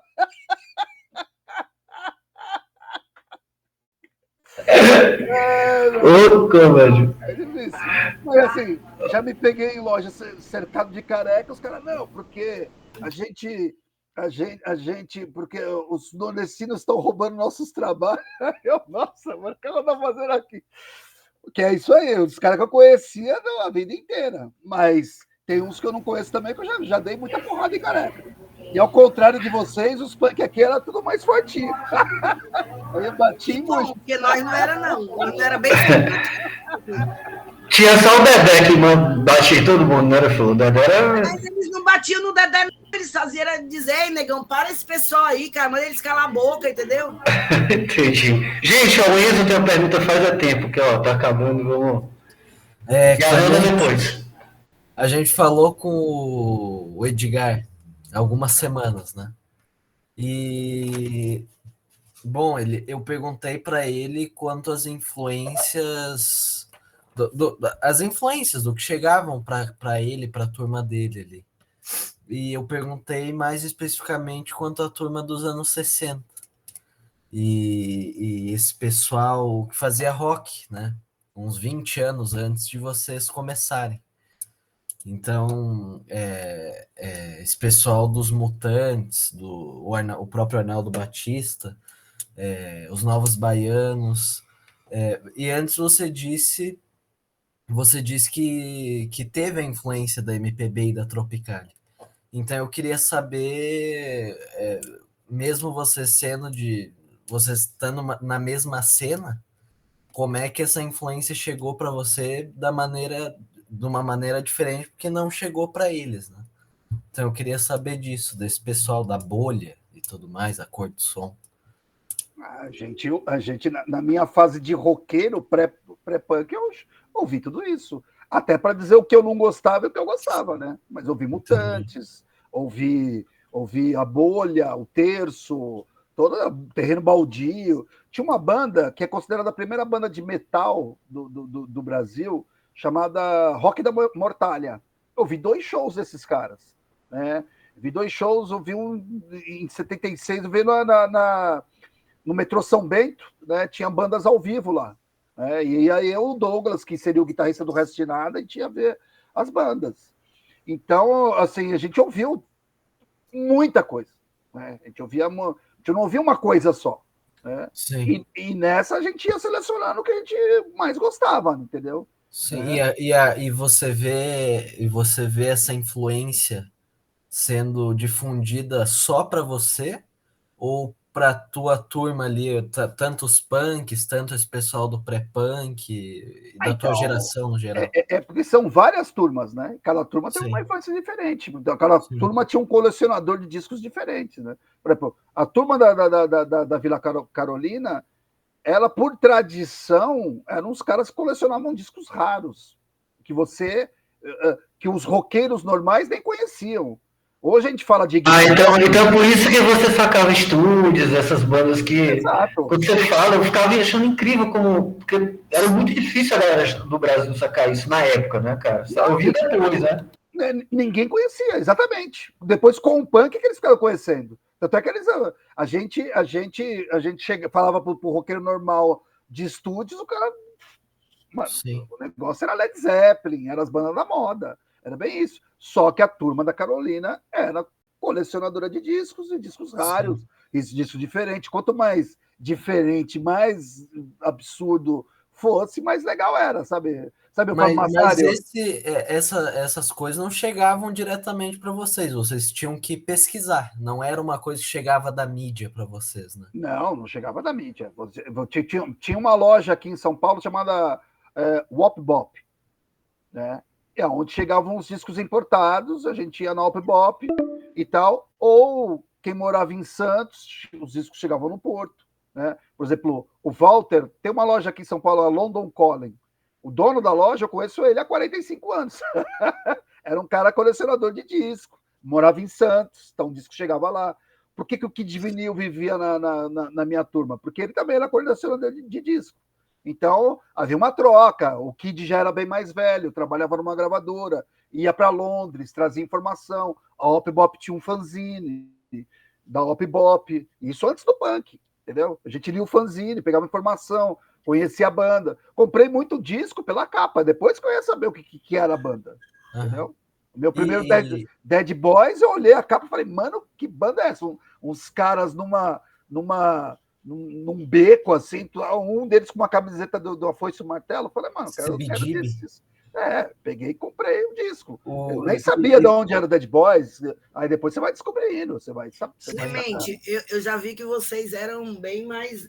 Porque a gente aqui era muito fundamentalista, cara. Muito fundamentalista. E muito violento também. O cara viesse tocar uma coisa regional perto de nós, ele saía sem nada. Quebrava tudo, era muito fundamentalista. Não aceitava outra coisa. Era punk rock e acabou. Qualquer outra coisa era merda. A gente nem nos permitia, nem... Entende? Era muito fundamentalista. Eu acho que o pessoal ali de Fortaleza, eles enxergavam o punk e a anarquia como o Edgar enxergava antes do Ira.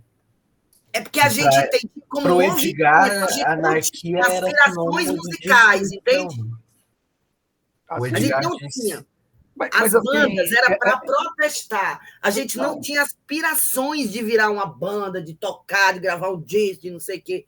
Não tinha isso. Tanto é que nós tínhamos bandas que não tinha instrumento e nunca tocavam. Eles cantavam na capela aqui dentro da estação do trem. Pronto, e era uma banda e a gente considerava como. Sim, porque era a mensagem, né? A mensagem o protesto que ela trazia. Sim. Mas assim, a gente não tinha. Então, o que era cobrado de nós era um código de conduta muito fundamentalista e muito rígido, entende? Era grupo, gangue mesmo, é como o menino está dizendo, o Clemente, era gangue mesmo. Então, assim, era para isso e acabou, se não tinha outro interesse. Sim. Nem namorar a gente conseguia, porque não se casava, não se juntava, não... porque nada era mais importante do que ocupar a passeata do 7 de setembro do Exército e sair preso de lá, entende? Era uma loucura, assim, entende? A gente... É porque essa cena punk de Fortaleza era uma gangue aqui em São Paulo, uma só. Isso, pronto. E uma pequena. É isso mesmo, pequena, é verdade. É isso que eu estou falando, tem umas diferenças, mas assim, essa influência da MPB e tal está presente no trabalho dos Inocentes. Por exemplo, no era disco, isso que eu ia perguntar agora mesmo. Você pega o disco Adeus Carne, né, que é o segundo da Warner e tal, lá tem uma música que se chama Pesadelo, que é do Paulo César Pinheiro, né, e Maurício Tapajós, que era a música que fazia parte da trilha sonora do movimento estudantil, que lutava contra a ditadura. A gente ouvia esses discos do movimento estudantil. Né? Eram umas coletâneas que saíam, que a gente ajudava os estudantes, porque tinha a primeira greve dos bancários, a gente estava lá, em 79, foi a primeira greve durante a ditadura. Então a gente participava de uma... Né, a gente estava bem no auge da ditadura. Se eu fosse entrar e protestar contra um desfile de 7 de setembro, eu ia parar não ia passar a noite da cadeia. Eu acredito que mesmo tendo esse distanciamento sonoro entre as duas gerações, eu acho que vocês estavam... vocês estavam muito conectados pelo discurso, né? Claro. Clemente, o clássico texto que você fez lá, né, o manifesto, né, pintar a asa branca de preto e tal, eu acho que guarda muito semelhanças com alguns discursos do Caetano Veloso, na Tropicália. Ali, na verdade, o que eu falava é que tinha uma conexão. A gente fazia parte disso. Essa é a conexão. O meu sonho era poder fazer um som tipo Chico Sainz. Você entendeu? Ali era o que a gente enxergava o futuro, entendeu? Que legal. Mas o meio que a gente vivia era o meio da flor, né? Vamos lá! Era esse meio aí mesmo. Gente, ó, a Hanna tem uma pergunta faz tempo, senão não vai dar tempo, que tá acabando aqui. Hanna, você. Não era nenhuma pergunta, mas vou voltar para o que eu ia falar, que era uma resposta para a pergunta do Enzo, na verdade, porque o Enzo perguntou, e como é que para ser punk, né? Enzo, eu nunca tive uma estética punk. O Jonathan sabe. Eu sempre tive minhas penas penduradas no meu ouvido. Eu sempre gostei de som.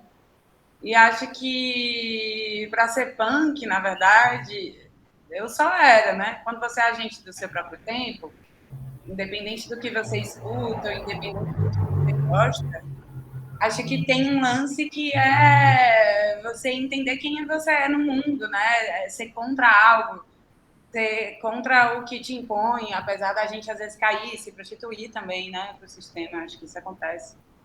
E aí eu acho que o grande lance de ser punk é só viver o que você é mesmo, no seu tempo, sem querer se encaixar em nada, sem querer conhecer nada. Tipo, escutar o que é bacana para você, o que te liberta, o que não te liberta. Acho que isso é ser punk. Legal. Por exemplo, o meu punk é muito mais Jonathan Doll e os Solventes do que a banda Olho Seco, sei lá o quê, entendeu? Porque eu gosto mais dessa coisa experimental, de usar linguagens.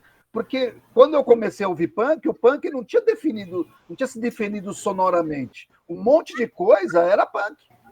Né? Aí depois falaram, não, isso é pós-punk, não, isso é não sei o quê. Isso... Mas antes, não, tudo isso era punk.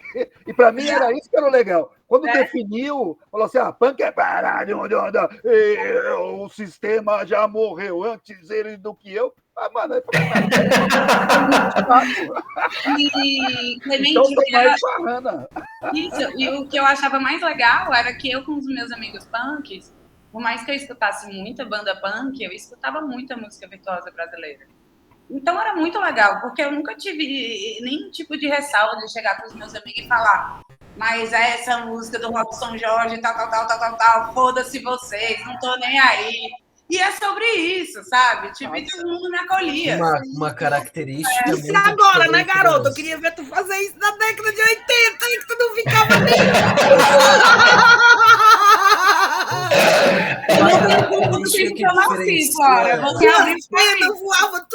Uma característica que diferencia muito, eu acho que o pessoal nascido dos anos 80 para cá, do que dos anos 80 para trás, é que o Jonathan disse até com o Edgar isso, que a geração dos anos 80, até a minha, ela não tem vergonha de misturar tudo isso, entendeu? Não, é verdade. Muito por causa da globalização. Então, a gente apesar de ter rótulos e grupos e tribos, a gente ouve de tudo e não tem ressalvas quanto a isso. Né? Exato. Diferente da geração da Flor, por exemplo, que o pessoal se matava porque eram diferentes. Exato.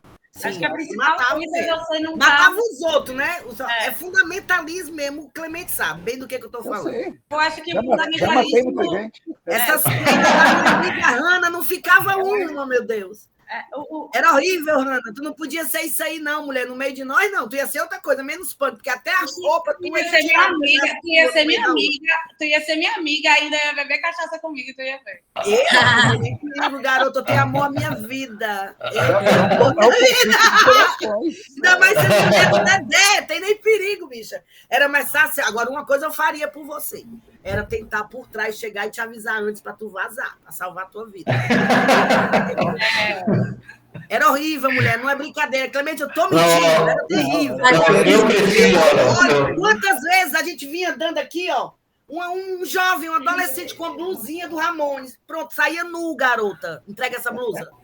Não pode nem usar, porque ele não é punk, entende? Como era fundamentalista. O Pedro vai lembrar. A gente em Fortaleza... Que isso é bom, é bonito, é o certo. E agora, eu não comecei o meu discurso falando que você abriu o caminho para mim à toa.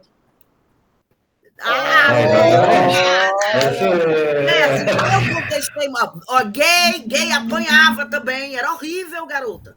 Hoje eu apanhei demais, acho que quando eu vim aqui para São Paulo estudar em escola o gay podia passar, mas não dizer nada, não depinta, passe e pronto. Porque se você olhasse e dissesse uma Você quer fazer uma coisinha... pergunta aí, né, Silvia? Não era assim, Clemente? Ah, acho que o Pedro, né? Isso é bonito? Não, não é bonito. Eu não tenho orgulho disso, mas era assim. Eu não posso negar.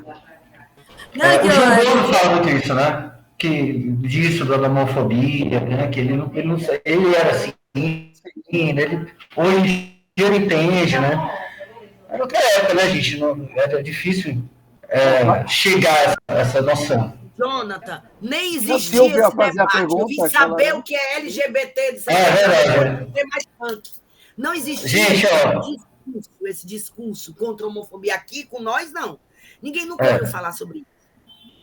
Gente, Não, vamos... então- Não, Pode fala. fazer, Silvia. Não, pode falar, eu interrompi. Quem tinha perguntado? Não, nada, que a perguntinha, na verdade, era mais curiosidade. Alguma história, assim, que o Clemente tenha passado com a banda Inocente, assim, bem louca. Eu adoro perguntar isso pra galera. Com certeza tem uma boa. A gente pode terminar com essa história, então. Ó. Já está dando 10 horas. Mas é que é muita história bem louca. Lembrar uma. Ai, Mano, teve vezes que a gente não conseguiu tocar, né? A gente subiu no palco, ficamos 40 minutos em cima do palco, eu não consegui tocar. De tão louco. ai, imagina. Tudo, Anos né? E aí a gente teve que descer, falar, mano, a gente não conseguia afinar o baixo. Eu afinava, tava tão... Mas eu acho que é louco, né? Quando a gente fala essas discussões até do LGBT e tal, por exemplo, quando chega 84, né, a gente não existia lugares para gays e para héteros, assim, pelo menos os lugares alternativos. Então, os lugares que a gente ia, aqui em São Paulo, tá, Flor? Tinha muito gay. Né? Então, a gente ia no Madame, por exemplo, era tudo. A Claudio Wander, que é um travesti gigante, chegava e me dava um beijão, assim, deixava um batom. Eu, ai, Claudinha, pelo amor de Deus. A gente era muito fundamentalista, criatura. Horrível. E aí, assim, aí quando chega a AIDS, né, em 85, começa a ficar meio estranho, né? Os caras falam, pô, será que eu posso beber no copo dele? Será que eu não sou? E aí começou a separar as cenas, né? Tem uma cena só gay e uma cena... Que triste, cara. É triste, mas a cena alternativa, ela era toda misturada. Né? Mas isso foi fora da AIDS, né? Eu não digo a cena popular, a cena pop, né? A cena da moda, mas a cena alternativa... Porque também é uma característica de São Paulo, né? Uma metrópole. Aqui a gente era muito provinciano, né? Aí você falou tudo, é mais provinciana, uma cidade menor, é quase uma cidade do interior pra gente. Mas mesmo assim, Clemente, é isso que eu te perguntar também. Você, na época, entrando em contatos com outras cenas do Brasil, qual era a outra cidade que você via que tinha uma cena forte punk, cara, fora de São Paulo? Cara, a gente começou a falar com o Rio, né? No Rio, Coquetel Molotov, Estado de Coma, várias bandas do Rio. A primeira vez que a gente tocou no Rio, a gente tocou no Meia, na periferia. Pegamos trem, fomos de busão, dormimos na casa dos caras lá. E foi um contraste, né? Porque eram duas cenas punks diferentes, né? Os caras usavam bermuda. Era o skate, né? Andavam de skate. Aqui em São Paulo, o skate era coisa de playboy. O vocalista do Inocentes, o primeiro vocalista do Inocentes é campeão de skate, mas não falava pra gente. E tu já tinha escutado falar dos punks aqui em Fortaleza ou nunca chegou para vocês lá? Não tinha chegado ainda. Aí depois foi os punks da Bahia, né? Que umas bandas de São Paulo foram para Bahia. Viajaram 3 dias de busão, foi horrível e tal, mas tocaram lá. Então foi a primeira cena. E aí, depois, em 83, a gente conheceu os caras de Brasília, que daí a gente olhou, não é tão punk como aqui em São Paulo. Mas da Bahia, o Bosta Rala também. Pois a gente se espelhava muito em vocês, demais. Demais. Só que, pelo que você... Era um imaginário que a gente criava. E esse fundamentalismo nosso... Gente, tá caindo aqui, ó. Só para avisar, a live está terminando. Gente, muito obrigado, Clemente, muito obrigado. Ana, mulher! Foi um encontro incrível essa. Também! Valeu.